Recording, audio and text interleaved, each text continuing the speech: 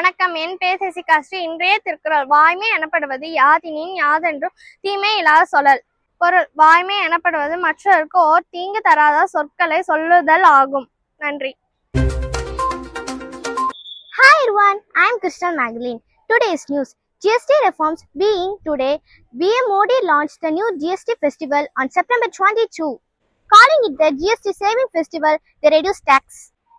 Rates on goods and services are accepted to case. Cost for families and book economic growth. Thank you. Hi everyone, I am Sanjini. Today's interesting facts.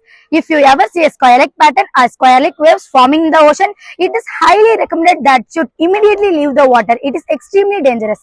Thank you.